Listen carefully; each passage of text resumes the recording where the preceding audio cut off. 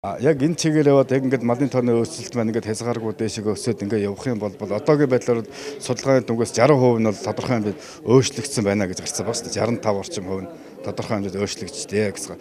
Тэгээ яг энэ хэвээр ингээд явах юм бол зашаа захаад 10 жил 20 жил явах юм бол дахиад энэ хувь маань үндсэндээ бол өснө гэсэн үг шүү дээ. Дахиад дороотлол маань үргэлжлээл явна гэсэн үг. Тэгээд нөгөө малынхаа чанарын асуудал.